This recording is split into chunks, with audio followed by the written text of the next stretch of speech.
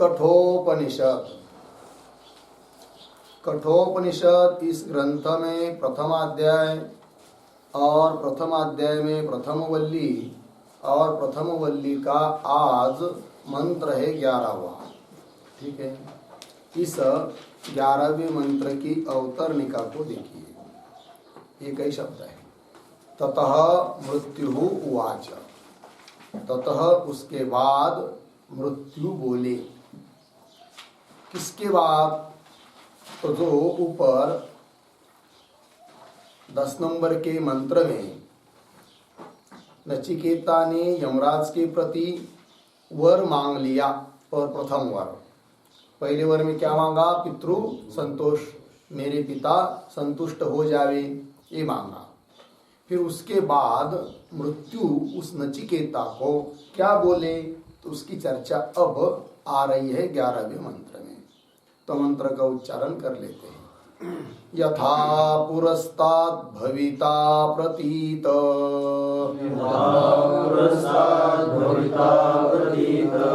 औद्दालकी रारुणिर्मत् प्रसृष्टः,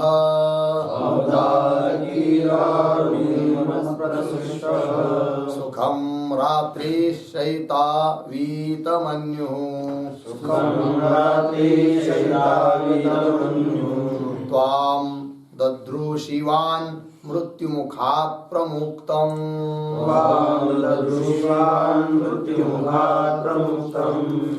यथा पुरस्ताद् भविता प्रतीत, औद्दालकीरारुणिर्मत्प्रसृष्टः, सुखं रात्रिशयिता वीतमन्युः, त्वां दद्रुशिवान् मृत्युमुखात् प्रमुक्तम्। यथा पुरस्तात् भविता प्रतीत, औद्दालकी आरुणि मत्प्रसृष्टः, सुखम रात्रि शयिता वीतमन्युः, त्वां ददृशिवान् मृत्युमुखात् प्रमुक्तम। ठीक, अन्वय करेंगे। तो सबसे अंतिम पंक्ति में मृत्युमुखात् प्रमुक्तम, पीछे त्वां ददृशिवान्,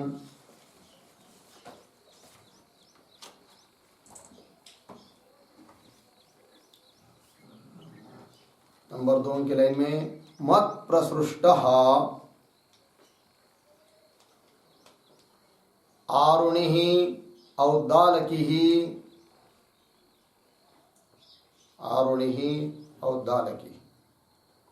आगे यथा पुरस्तात् प्रतीतः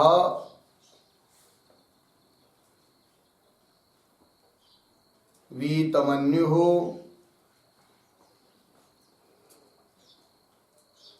भविता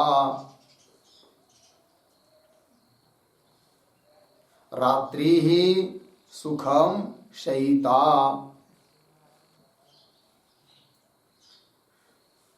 रात्रि सुखम शयिता। ठीक है, अर्थ को देखिए।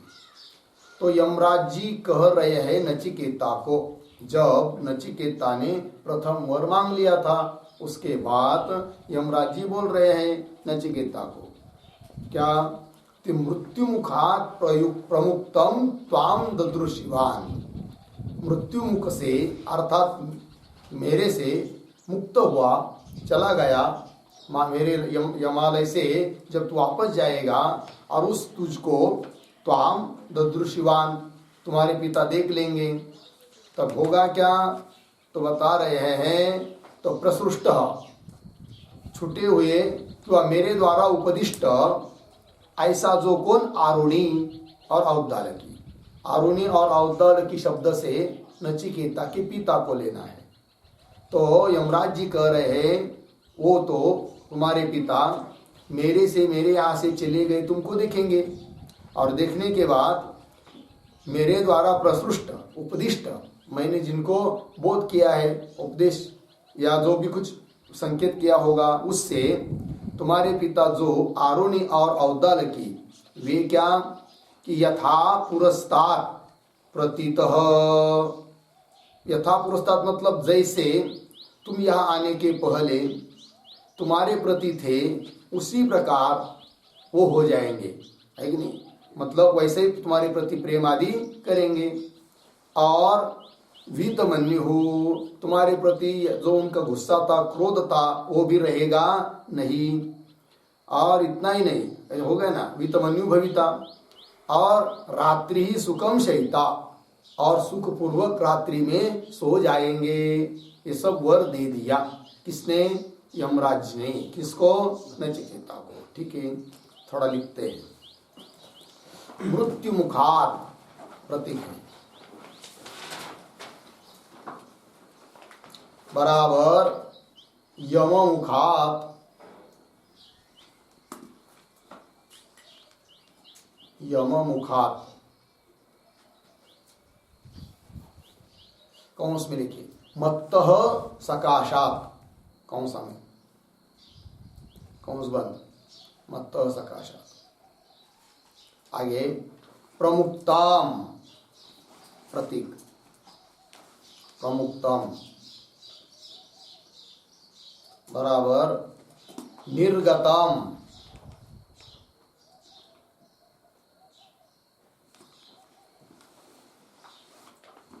कौंस में लिखिए विमुक्तम, कौंस बंद। त्वाम प्रतीक,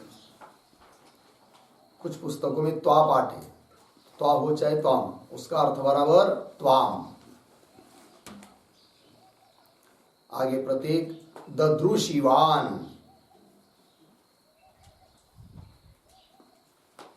बराबर दृष्टवान सन,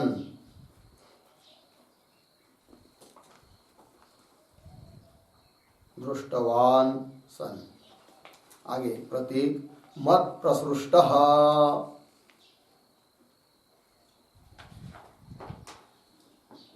मत प्रसृष्ट बराबर मया बोधित,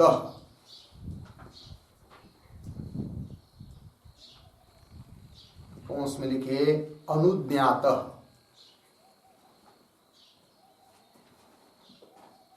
कौंस बंद। आगे आरुणि ही प्रतीक आरुणि बराबर अरुणस्य अपत्यम आरुणि,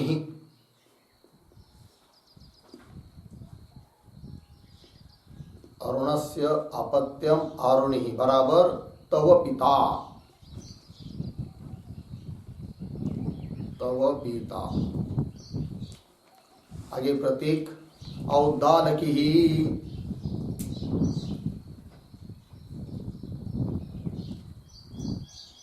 बराबर उद्दालक एव औद्दालकी, उद्दालक एव औद्दालकी।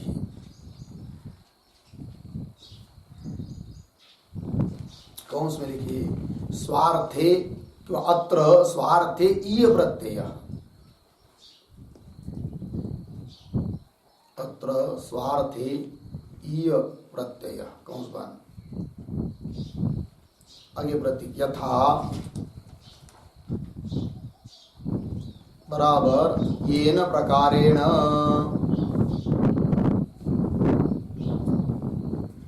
येन प्रकारेण। आगे प्रतीक पुरस्तात्, पुरस्तात् बराबर यागानुष्ठानात् पूर्वम,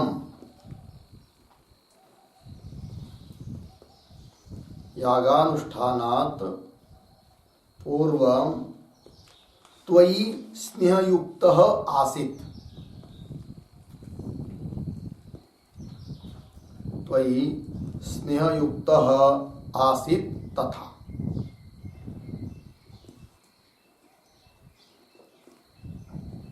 आगे प्रतीक प्रतीतः, प्रतीतः बराबर अयं मत्पुत्रः आगतः, अयं मत्पुत्रः आगतः इति विश्वासवान, इति विश्वासवान। आगे प्रतीक वीतमन्युः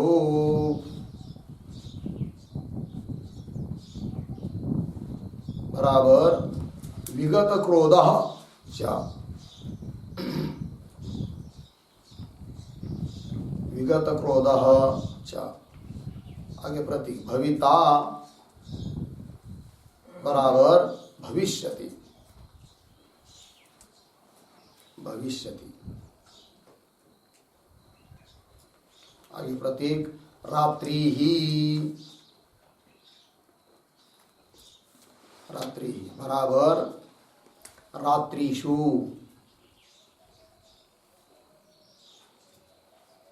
रात्रिषु। आगे प्रतीक सुखम,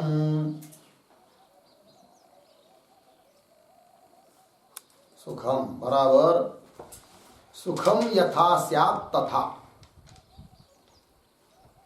सुखम यथा स्यात् तथा। आगे प्रतीक शयिता बराबर सुख विशिष्टा भिन्न, सुख विशिष्टा भिन्न शयनवान, सुख विशिष्ट अभिन्न शयनवान भविष्यति।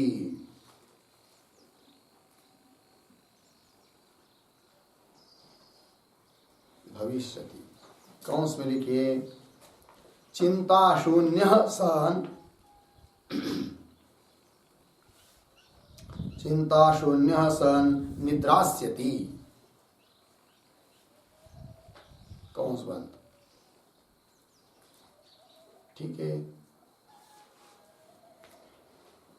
अर्थ देखेंगे। तो क्या करें, तो मृत्यु मुखात यम मुखात अर्थात मेरे पास से प्रमुक्त निर्मुक्त निर्गतम विमुक्त छूटे हुए चले जाएंगे आप। नचिकेता को कह रहे यमराज जी, जब मेरे पास से आप घर में वापस चले जाएंगे तब त्वाम तुमको ददृशिवान दृष्टवान सन देखता हुआ देखेगा तुम्हारा पिता तुमको, फिर मत प्रसृष्ट ऐसा ही तुम्हारा पिता मेरे द्वारा बोधित, मैं उनको समझा दूंगा, प्रेरित कर दूंगा, बता दूंगा। मया बोधित अनुज्ञात कौन, अरुणी, जो कि नचिकेता का पिता है। अरुणी मतलब क्या, अरुणस्यापत्यम अरुणी अर्थात तव पिता, नचिकेता का पिता। तो नचिकेता की पिता का नाम क्या था, पहले बताया था वाजश्रवस, वाजश्रवा का पुत्र वाजश्रवस जो कि नचिकेता का पिता है। और उसका ही दूसरा नाम बताया था क्या, उद्दालक।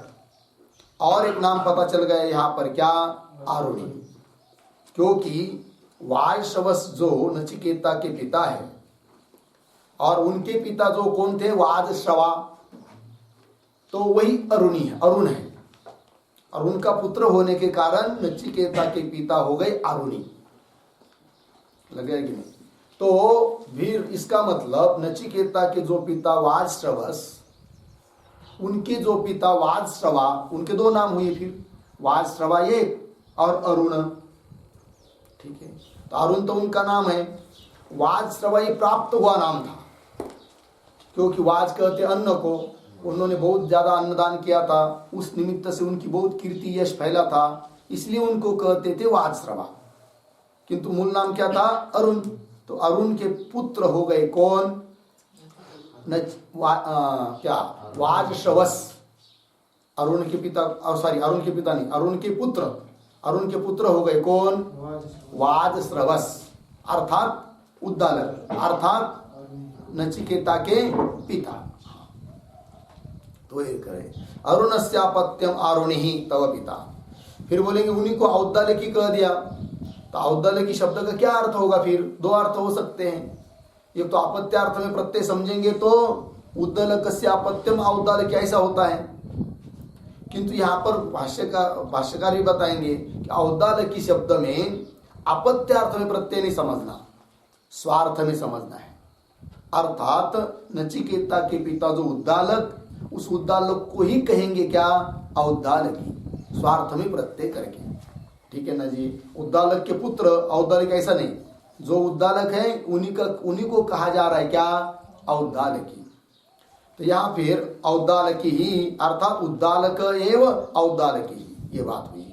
तो अब उस वाज श्रवस के कितने नाम हो गए, 3। कौन कौन, अरुणी, वाज श्रवस और उद्दालक। उद्दालक को ही कहेंगे औद्दालकी। ठीक है, आगे चलिए।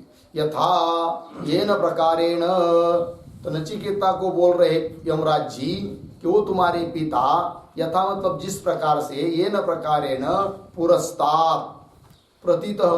तो पुरस्तात् का मतलब याग यज्ञ अनुष्ठान, यज्ञ का अनुष्ठान किया था कि नहीं, उसके पहले, पूर्वम त्वयि स्नेह युक्त आसीत, यज्ञ करने के पहले है कि नहीं, यज्ञ हो रहा था तब तक तुम्हारे प्रति बहुत ज्यादा वो क्या कर रहे थे, स्नेह कर रहे थे।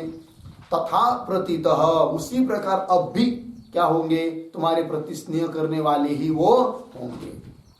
तथा प्रतीतः, प्रतीतः मतलब कैसे, अयम मत पुत्र आगतः, यही तो मेरा पुत्र है और आ गया, बहुत अच्छा हो गया। इस प्रकार वे तुम्हारे पिता तुम्हारे प्रति विश्वासवान भविता, विश्वासवान होंगे, है कि नहीं।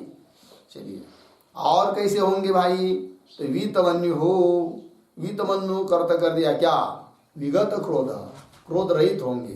तुम्हारे पिता में अब तुम्हारे प्रति कोई गुस्सा नहीं रहेगा। ठीक है, ये बात भविता का अर्थ कर दिया भविष्यति।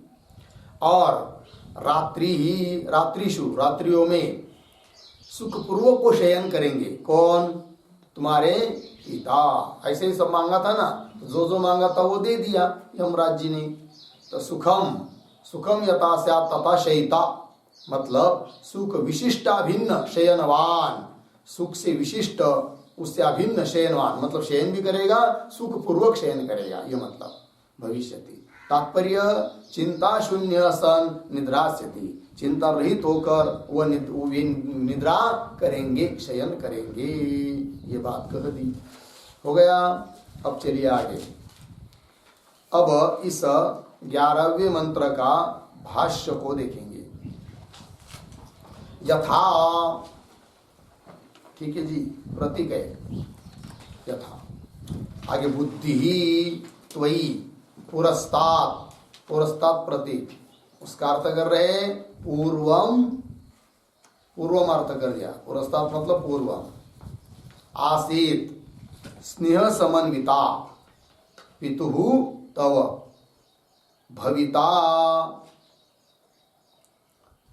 प्रीति समन्वितः तव पिता तथैव, तथैव मिला शब्द, तथा ये उसके बाद क्या है, प्रतीतवान है ना। तो उस प्रतीतवान के पहले एक शब्द लिखी प्रतीतः, जो कि प्रतीक शब्द है, उसका अर्थ किया है प्रतीतवान। प्रतीतः ये तो प्रतीक है और उसका अर्थ कर दिया प्रतीतवान सन। आगे औद्दालकी ही, औद्दालकी प्रतीक है, तो उद्दालक एव औद्दालकी। आगे अरुणस्य अपत्यम आरुणिहि,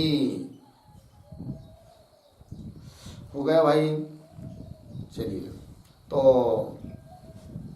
इतने का अर्थ कर लेते पहले। और आगे एक शब्द क्या है, द्व्यामुष्यायनो वा। ठीक है, तो थोड़ा सा अन्वय करके करेंगे पहले शब्दों का। तो कैसा करेंगे देखिए, 5-6 शब्द के बाद शुरू से एक आया है पितुः, तब आया कि नहीं, तो आप पकड़ेंगे तव पितुः, तव को पहले लेंगे, तव पितुः। फिर दूसरा शब्द शुरू से बुद्धि, क्या बना, तव पितुः बुद्धि, मिला पीछे। यथा, पुरस्तात् पूर्वम पीछे, त्वयि आगे स्नेह समन्विता, स्नेह समन्विता उसके पीछे आसीत, आगे आया है तथैव, तथा एव, तथैव उसके पीछे तव पिता, तव पिता उसके पीछे प्रीति समन्वितः,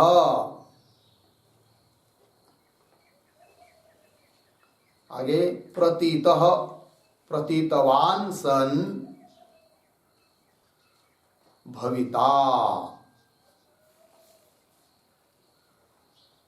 भविता। ठीक, फिर आगे औद्दालकी ही, उद्दालक एव औद्दालकी ही,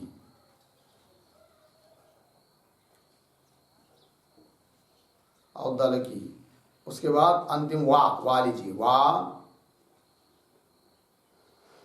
क्यों, एक मिनट, उद्दालक एव औद्दालकी हुआ कि नहीं इतना, तो आगे थोड़ा अरुणस्यापत्यम आरुणि, उसके बाद लेंगे वा,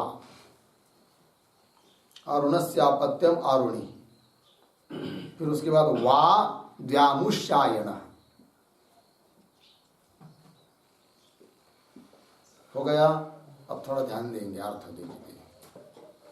तो कह रहे हैं तव पिता, नहीं कहां से शुरू किया, पितुहु, तव पितुहु, यही ना, तो ध्यान दीजिए।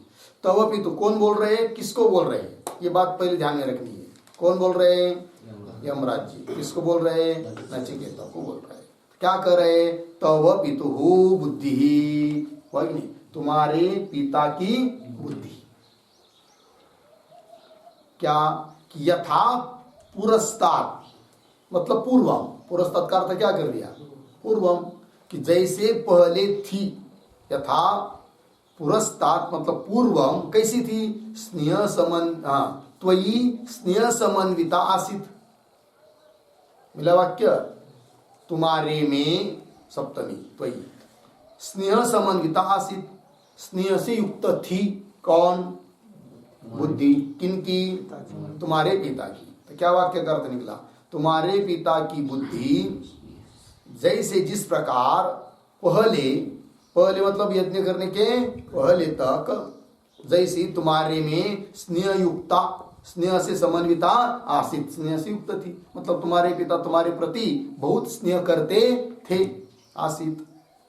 फिर आगे तथैव, तथा एव, उसी प्रकार अब भी वैसे ही स्नेह करेंगे, ये मतलब, यही तो मांगा था ना उसने, कि मैं जाने के बाद मेरे से, मेरे प्रति प्रेम करे, मेरे को पहचाने, ये सब बात मांगी थी वगैरह।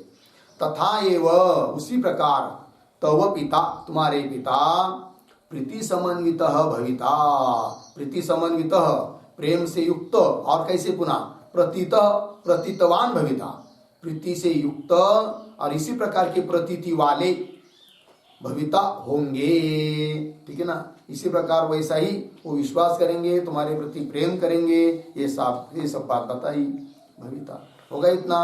आगे चलिए, तो भाई तुम्हारे पिता कौन है वो, तो कह रहे फिर औद्दालक ही, ये प्रतीक है, उसका अर्थ कर दिया भाष्यकार ने, उद्दालक एव औद्दालक ही। उद्दालक जो है वही औद्दालकी है, मतलब स्वार्थ में प्रत्यय हुआ ईया। और अरुणी भी शब्द आया था, उसका भी अर्थ कर रहे हैं अरुणस्य अपत्यम आरुणी, अरुण का अपत्य, अपत्यार्थ में प्रत्यय करके शब्द बना आरुणी, जो कि नचिकेता के पिता है। तो यहाँ पर थोड़ा ध्यान देने की बात यह है, दो शब्द है, एक आरुणी और एक है औद्दालकी। तो दोनों में जब विग्रह बताते समय एक में बताया अपत्यार्थ में प्रत्यय और एक में बताया क्या, स्वार्थ में प्रत्यय। बोलेंगे ऐसा क्यों किया, दोनों जगह अपत्यार्थ में प्रत्यय बताते तो क्या दिक्कत थी। तो बोलेंगे फिर गड़बड़ ये हो जाती कि उद्दालक के पुत्र औद्दालकी, तो फिर उनका नचिकेता के जो पिता है वाजश्रवस, उनका एक कोई पिता मानना पड़ता था उद्दालक, उनका अपत्य या उद्दालकी, और आरुणी कहने से और एक पिता मानना पड़ेगा कोई अरुण नाम का, कि जिनका पुत्र ये बन जाएगा कौन, नचिकेता का पिता आरुणी। मतलब दो पिता का पुत्र मानना पड़ेगा, नचिकेता के पिता को वाजश्रवस को दो पिता मानना पड़ेंगे, उद्दालक और अरुण। किंतु ऐसा तो व्यवहार में देखा नहीं जाता है। दो माता तो देखी गई है, किंतु दो पुत्र होते हैं ऐसा तो, दो पिता होते हैं ऐसा तो नहीं देखने को मिलता। इसलिए भाष्यकार ने उन दो शब्दों में से एक जगह तो किया अपत्यार्थ में प्रत्यय और एक जगह बताया स्वार्थ में, इसलिए पिता तो एक ही सिद्ध हो रहे। फिर बात समझ में आई कि नहीं? चलिए, तो यहाँ पर औद्दालकी के ऊपर एक टिप्पणी लिख लेते हैं थोड़ी सी।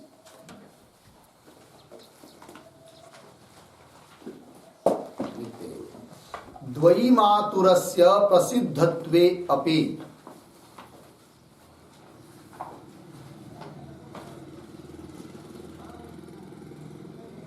द्वयी मातुरस्य प्रसिद्धत्वे अपि द्वयी पित्रस्य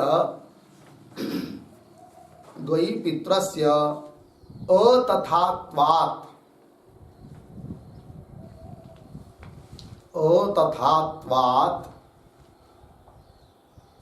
अर्धविराम एक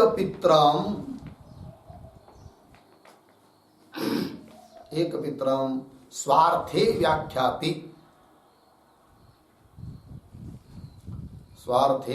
व्याख्याति उद्दालक एव इति।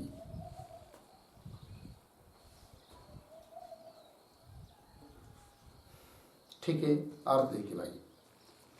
द्वयी मातुरस्य प्रसिद्धत्वेपि, दो माता तो प्रसिद्ध होती है कि नहीं, किंतु द्वयी पित्रस्य अथ अतथात्वात्, दो पिता जगत में कई प्रसिद्ध होते नहीं है।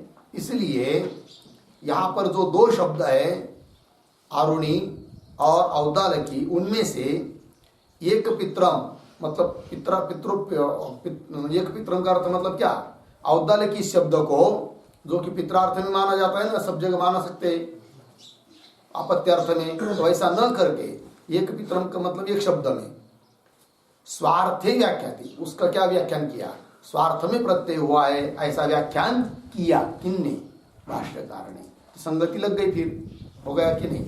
तो एक ही पिता है उनके, ये बुद्धि, ये बात समझकर दो शब्दों में से एक शब्द को अपत्यार्थ में प्रत्यय मान लिया और एक शब्द को स्वार्थ में प्रत्यय मान लिया, संगति लग गई, हो गया। क्यों वाह करके विकल्प दे रहे भाष्यकार, वाह व्यामुष्यायण मिला पंक्ति, क्यों दूसरा अर्थ कर रहे हैं दूसरे पद्धति से? क्यों ऐसा कर लेते हैं कि नचिकेता के पिता को अर्थात वाजश्रवस को क्या मान लेंगे, द्व्यामुष्यायण मान लेंगे। बोलेंगे भाई द्व्यामुष्यायण मानना मतलब क्या, ध्यान दीजिए। तो द्व्यामुष्यायण मानने का मतलब ये होता है कि दो पिता की वो संतान है, ऐसा मान लेंगे। और ऐसा जब अर्थ करेंगे तब दोनों जगह अपत्यार्थ में प्रत्यय मानेंगे, औद्दालकी शब्द में भी और आरुणी शब्द में। तो बोलेंगे भाई फिर ये तो कैसा, फिर दो पिता की संतान कैसे मानेंगे? तो बोलेंगे हो सकता है। किस तरह? इस तरह की समझ लीजिए, कोई पिता ऐसा होता है कि जिसने जन्म दिया और उसके बाद वह कहीं पर दत्तक चला गया, वो पुत्र है कि नहीं, जिसको जन्म दिया है वो कहाँ चला गया, दत्तक चला गया। जिसको पुत्र नहीं है उन्होंने स्वीकार कर लिया कि मेरे पुत्र है करके मान लिया, तो दत्तक पुत्र हो गए वो। तो ऐसा जो पुत्र होता है उसके लिए दो पिता हो गए। फिर एक तो जन्म देने वाला पिता हुआ और एक जो पालन कर रहा है, जिसने दत्तक लिया है, वो पिता हो गए। तो द्व्यामुष्यायण हो गए कि नहीं? और इस प्रकार मान लेंगे तो दोनों ही शब्द में क्या मानेंगे, अपत्यार्थ में प्रत्यय मानेंगे। एक को क्या करेंगे कि वो जिसने जन्म दिया है ऐसा पिता मान लेंगे, और एक को क्या मान लेंगे, दत्तक आदि रूप से मान लेंगे, ऐसा कर लेंगे। ये कर रहे भाष्यकार ये शब्द से, ठीक है ना। जैसे भगवान श्री कृष्ण दो पिता आहे की नाही, आहे की नाही? काय हो, ठावच नाही बापाचा. कोणी म्हणती नंदाचा, कोणी म्हणती वसुदेवाचा, म्हणतात की नाही? आलं ना पंगत कुठं? तर काय सांगायचं तात्पर्य काय? वसुदेवाने काय दिला? भगवान कृष्णाला जन्म दिला. वो भी पिता है कृष्ण भगवान के, वसुदेव जी. और नंद बाबा वो भी पिता है, उनको भी पिता मान ही रहे थे ना, क्योंकि उन्होंने पालन किया. तो दो पिता हो कि नहीं? उस प्रकार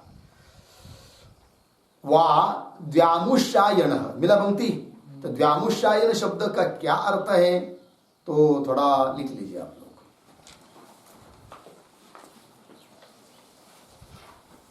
अमुष्य, अमुष्य बराबर प्रख्यातस्य,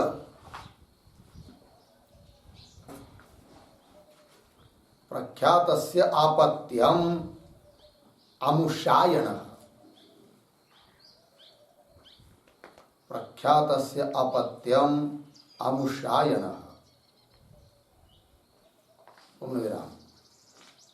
द्वयोः कंस में लिखिए उद्दालक अरुणयोः, उद्दालक अरुणयोः कंस बन. आगे पित्रोः संबंधी च,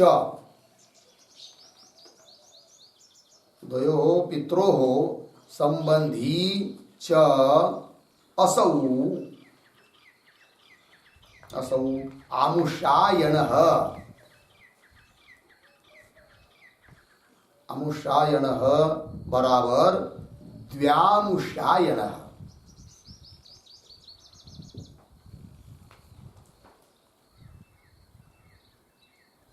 द्व्यामुष्यायनः पूर्ण विराम. ठीक है, आगे थोड़ा लिखिए. इस अर्थ में, इस अर्थ में औदालकी और अरुणी,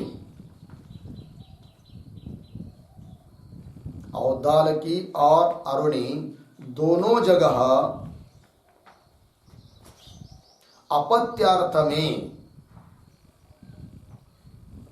अपत्यार्थ में उद्धरण चिन्ह में तस्यापत्यम सूत्र के अधिकार में,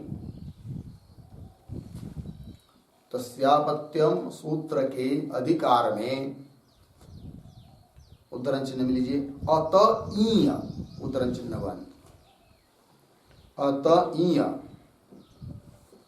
सूत्र से ईय प्रत्यय समझना है.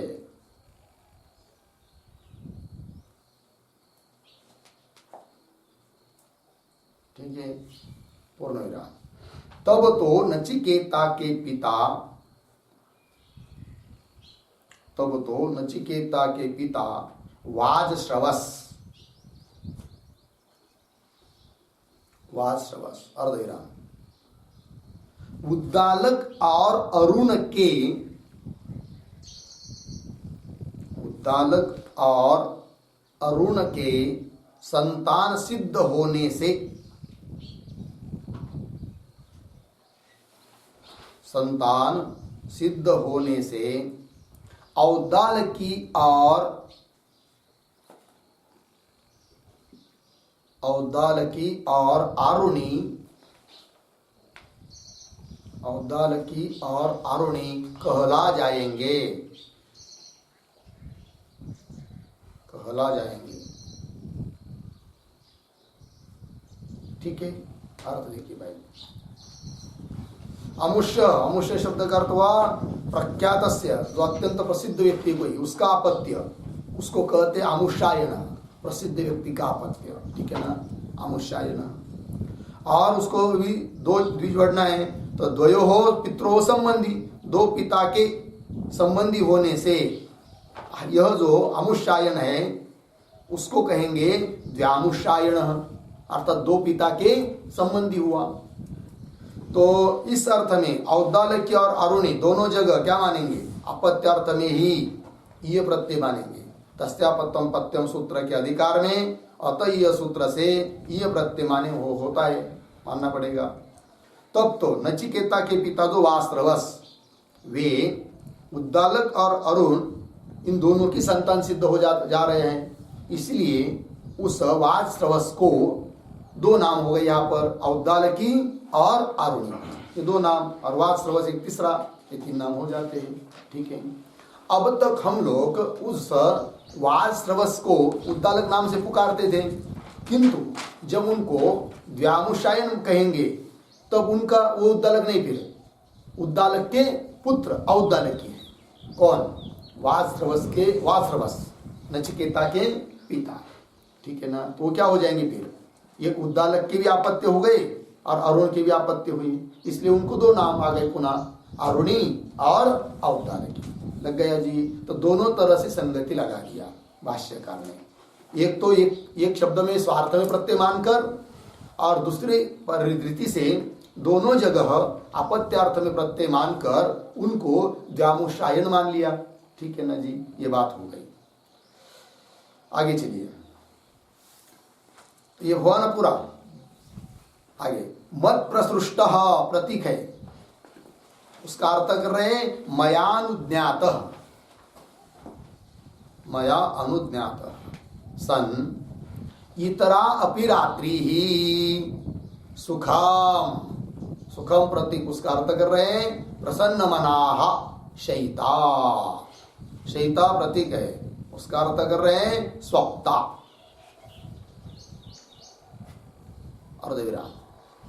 फिर आगे वीतमन्यु प्रतीक है, उसका अर्थ कर रहे हैं विगत मन्यु च भविता स्यात्।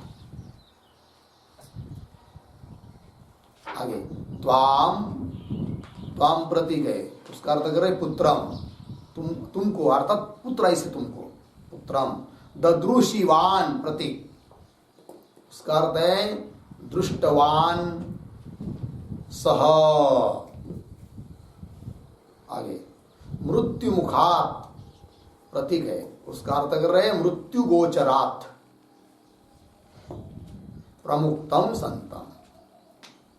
ठीक है, थोड़ा सा अन्वय करेंगे।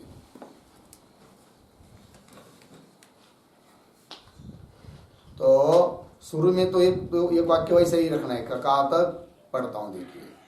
मत प्रसृष्ट मया अनुज्ञात सन इतरा अपि रात्रि सुखम प्रसन्न मनाः शयिता स्वप्ता। यहाँ तक ठीक है। ये आगे देखिए थोड़ा सा, अंतिम में आया है मृत्यु मुखात,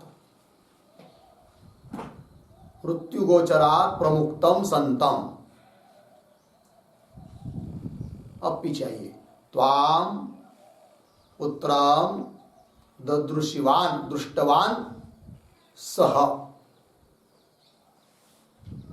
फिर पीछे वीतमन्यु विगतमन्यु च भविता स्यात्।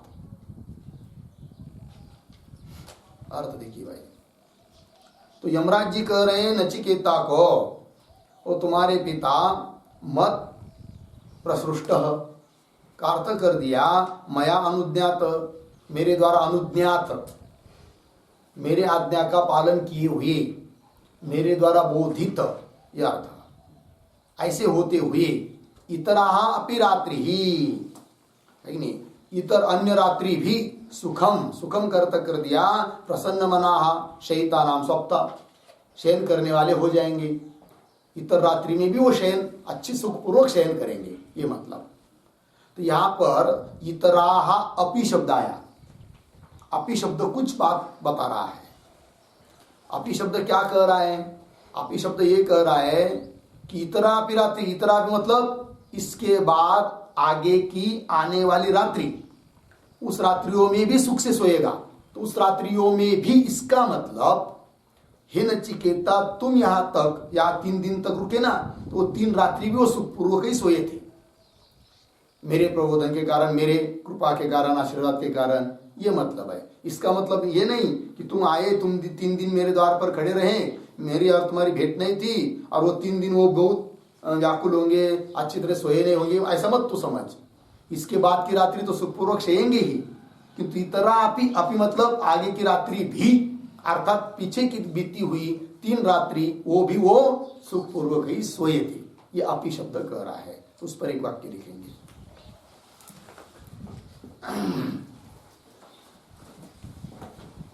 इतरा अपि आया था ना, अपि, उसके ऊपर लिखते हैं इतरा अपि, इसको उद्धरण चिन्ह में, उसके आगे इति अनेन, इति अनेन पूर्वा अपि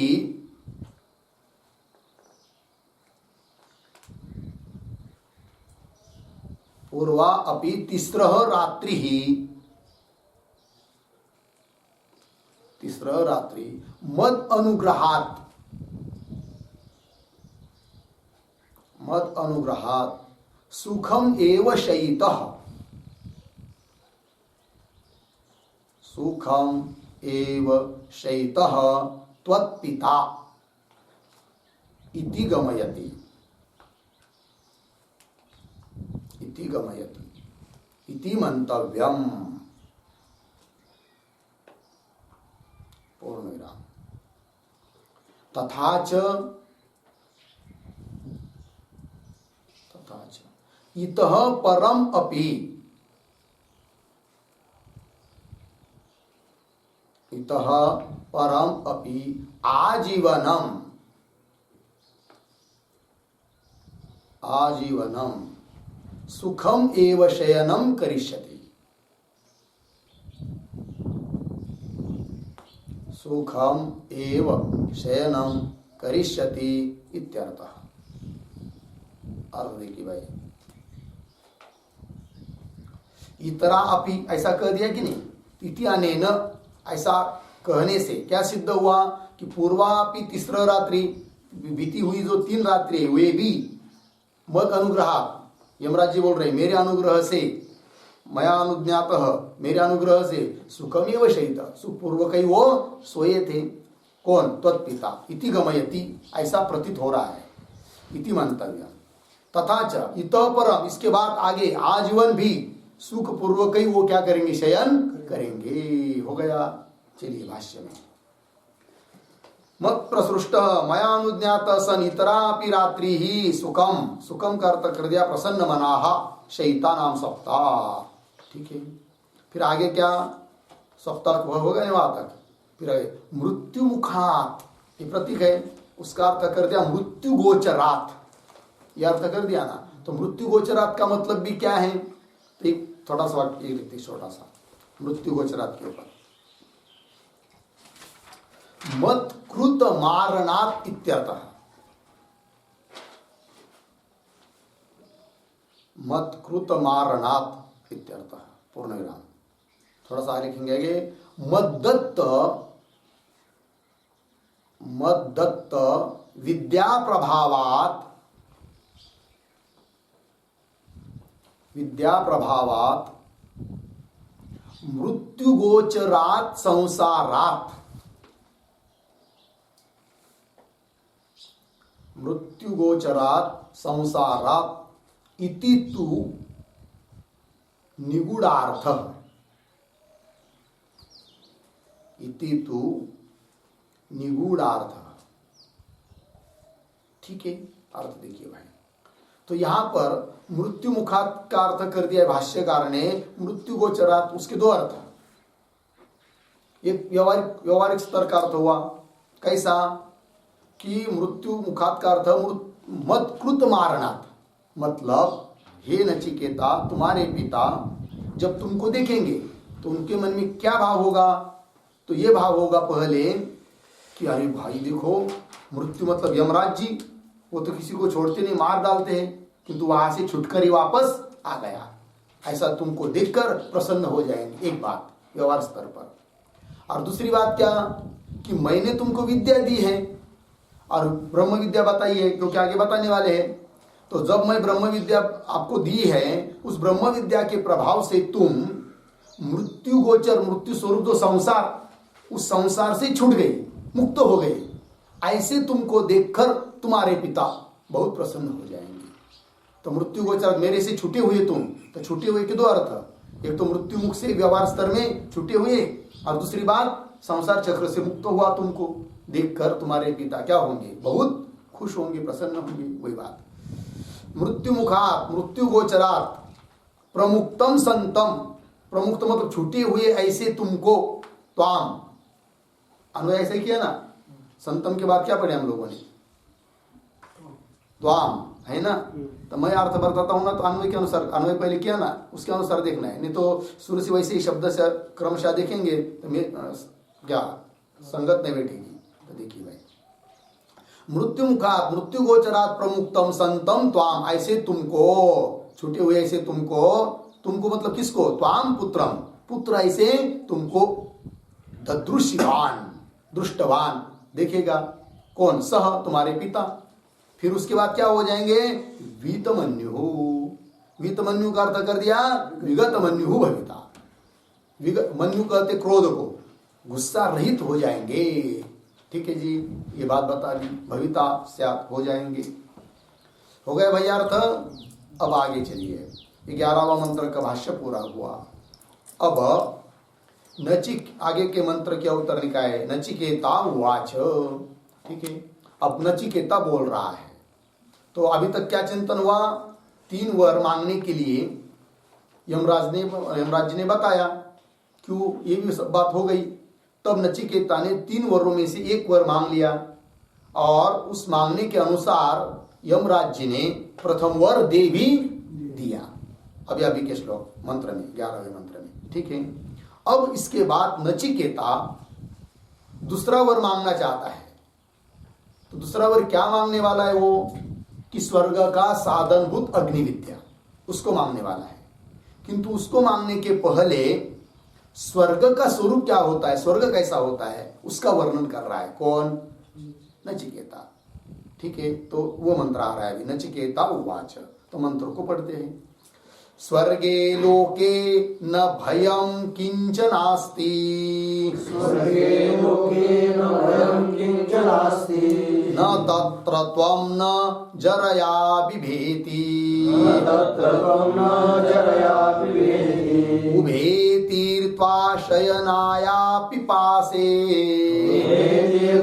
शयनाया पिपासे, शोकातिगो मोदते स्वर्गलोके, शोकातिगो मोदते स्वर्गलोके, स्वर्गे लोके न भयं किंचनास्ति, न तत्र उभे तीर्त्वा शयनाया पिपासे, शोकातिगो मोदते स्वर्गलोके।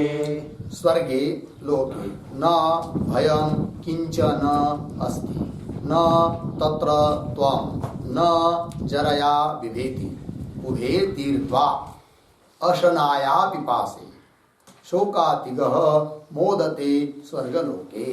अन्वय, स्वर्गे लोके किंचन भयं न अस्ति, न अस्ति। ठीक, नीचे, तत्र त्वां न, तत्र त्वां न, वो अर्धविराम। आगे, जरया न बिभेति, जरया न बिभेति। नीचे अंतिम का शब्द, स्वर्गलोके अशनाया पिपासे उभे तीर्त्वा शोकातिगः मोदते। ठीक है, चलिए भाई अर्थ। तो स्वर्गे लोके, स्वर्ग लोक में किंचन भयं नास्ति, कुछ भी भय नहीं है, डर का नाम निशान नहीं है वहां पर, बिल्कुल किसी भी चीज का डर नहीं है। कहां पर, स्वर्ग में। और मृत्यु लोक में तो बहुत डर है कि नहीं, उस डर का भी लाभ ले रहे लोग, कुछ लोग लेते हैं कि नहीं, लोगों के लोभ का लाभ ले लेते हैं लोग। विकृत बुद्धि के जो कोई बुद्धिमान तथाकथित जो लोग होते हैं ना, कुछ वो क्या करते हैं, लोगों के लोभ का भी लाभ लेते हैं, लोगों के भय का भी लाभ लेते हैं। ठीक है ना जी। तो चलिए, तो स्वर्गलोके किंचन भयम न अस्ति, कुछ भी भय नहीं है। एक बात और आगे, क्या है आगे? तत्र त्वम न, कौन कह रहा है? नचिकेता। किसको? यमराज को। वहां तुम भी नहीं हो। तुम भी नहीं हो मतलब तुम्हारा मृत्यु का डर भी वहां नहीं है, मृत्यु नहीं है वहां, है कि नहीं?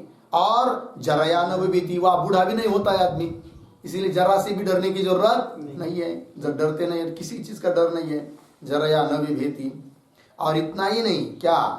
तो स्वर्गलोक है, उस स्वर्गलोक में अशनाया पिपासे उभे तीर्थवा, अशना कहते भूख और पिपासा प्यास, वह भूख प्यास भी लगती नहीं है, न भूख लगती है न प्यास लगती है।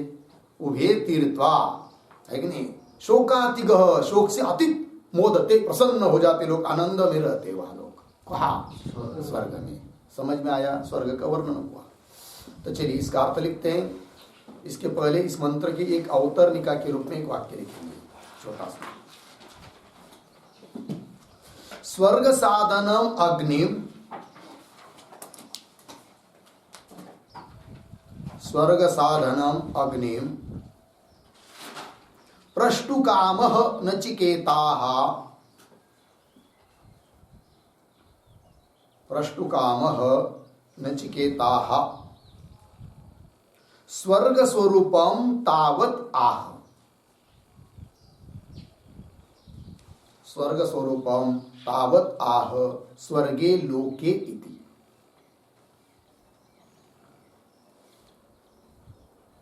हो गया? और देखिए भाई, स्वर्ग का साधन जो अग्नि, उस अग्नि को पूछने की इच्छा वाला है कौन? नचिकेता, यमराज जी को, कि मुझे अग्नि विद्या बताइए करके। इसलिए नचिकेता पहले स्वर्ग का स्वरूप बता रहे हैं, तब उस स्वर्ग के साधन अग्नि को मांगेंगे अगले मंत्र में। ठीक है ना जी? तो चलिए, तो इस मंत्र के शब्द से थोड़ा अर्थ लिख लेते हैं।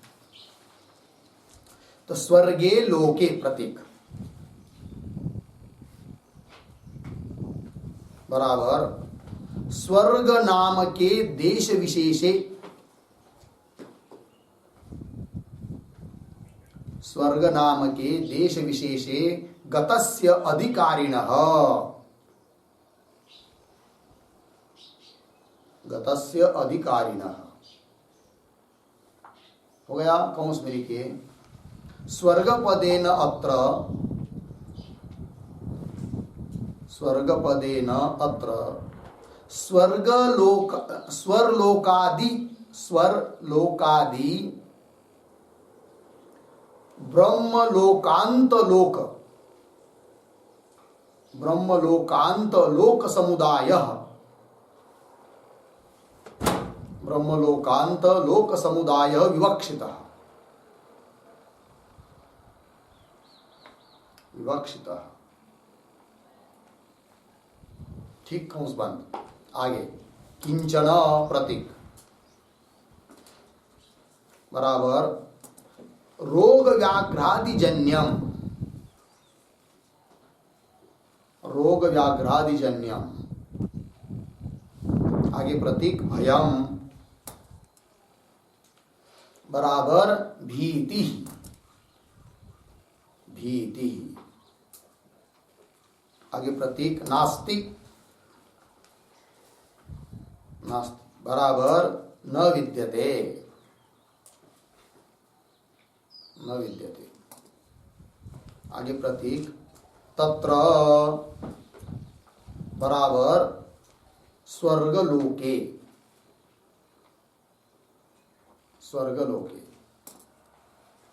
प्रतीक त्वम बराबर मृत्युभूतः त्वम, मृत्युभूतः त्वम। आगे प्रतीक न, न बराबर प्राणिनः हंतुम न शक्नोषि इति भावः, प्राणिनः हंतुम न शक्नोषि इति भावः।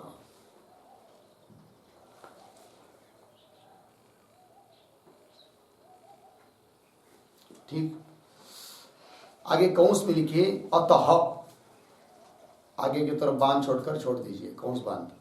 अतः बराबर, अतः नहीं होगा नहीं, आगे प्रति जरया, प्रतीक है जरया,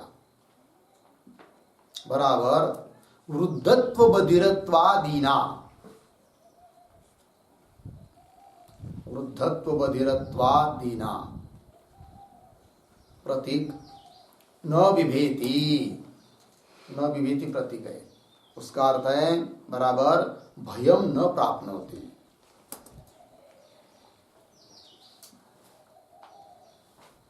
भयम न प्राप्नोति।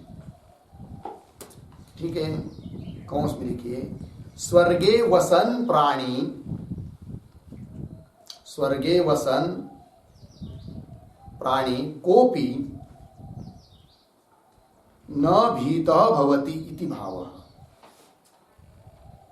न भीतः भवति इति भावः, पूर्ण विराम कंस बंद। आगे थोड़ा एक शब्द कंस में, किंच, कंस में लीजिए उसको, आगे की तरफ बांध छोड़कर छोड़ दीजिए, कंस बांध। प्रतीक लिखिए आगे, स्वर्ग लोके बराबर नाक लोके, नाक लोके, आगे प्रतीक अशनाया पिपासे बराबर क्षुधा तृषे, क्षुधा तृषे, आगे प्रतीक उभे, उभे बराबर द्वे, द्वे, आगे प्रतीक तीर्थवा बराबर अतिक्रम्य, अतिक्रम्य बराबर उसको और अर्थ करेंगे बराबर क्षुत पिपासा रहित सन इति भावः, क्षुत पिपासा रहितः सन इति भावः, पूर्ण विराम। आगे प्रतीक शोकातिगः, शोकातिगः बराबर शारीर मानसिक दुख रहित भूत्वा, शारीर मानसिक दुख रहित भूत्वा, आगे प्रतीक मोदते बराबर तुष्यति बराबर आनंदम प्राप्नोति इत्यर्थः, आनंदम प्राप्नोति इत्यर्थः। ठीक है, अर्थ देखिए सरल है। स्वर्गलोके, स्वर्ग नामक देश विशेष में गया हुआ जो कोई अधिकारी पुरुष, उसको, तो स्वर्ग मतलब स्वर्ग शब्द से बाकी सभी लोग लेने, स्वर अग्निश, आप लोग बहुत सारे लोग हैं ना ऊपर, ब्रह्मलोक वगैरह वगैरह, तो स्वर्लोकादि ब्रह्मलोकांत समलोक समुदाय ये सब लेने हैं। तो उस स्वर्गादि लोगों में जो कोई जाता है उसको किंचन, किंचन मतलब कुछ भी, अर्थात रोग व्याघ्रादि जन्य कोई भी भयम भीति न विद्यते नास्ति, तत्र उस स्वर्गलोक में त्वम न मृत्यु स्वरूप, ऐसे यमराज्य तुम भी वहां नहीं हो, अर्थात वहां पर तुम प्राणियों को मारने के लिए समर्थ नहीं हो, मार नहीं सकते वहां पर, प्राणी न हंतुम न शक्नोसी, वहां तुम्हारा अधिकार चलता नहीं। अतः इसलिए जरया न विभेति, है कि नहीं, लोग वहां पर डरते ही नहीं कि मैं अब बूढ़ा हो जाऊंगा, बहरा हो जाऊंगा, अब मैं उम्र होने के बाद मुझे दिखेगा नहीं, इससे भी कोई डरते नहीं है। न विभेति भयम न प्राप्नोति। ठीक है, स्वर्ग में गए हुए कोई भी प्राणी, उसको भीति डर कुछ भी नहीं है। स्वर्गलोक किंच, और स्वर्गलोके अर्थात नाकलोके, स्वर्ग के लिए दूसरा एक शब्द है नाक, नाक का शब्द और शब्द का भी होता है क्या अर्थ, स्वर्ग, नाकलोके, उस स्वर्गलोक में अशनाया पिपासे क्षुधा तृषा उभे दो तीर्थवा अतिक्रम्य, मतलब क्या, क्षुधा पिपासा का अतिक्रमण करना मतलब क्या, कि वहां पर भूख प्यास भी लगती नहीं है। क्षुत पिपासा रहित सन इति भाव, फिर क्या हो जाते, शोकातिगः, शोकातिगः मतलब शारीर मानसिक दुख रहित होकर, बिल्कुल कोई दुख नहीं है, कोई शोक नहीं रहता उनको, मोदते तुष्यति आनंदम प्राप्नोति, आनंद में रहते। कहा स्वर्गलोक में। हो गया जी, ये स्वर्ग का महत्व हो गया। फिर आगे का विचार हम लोग कल करते हैं, ठीक है।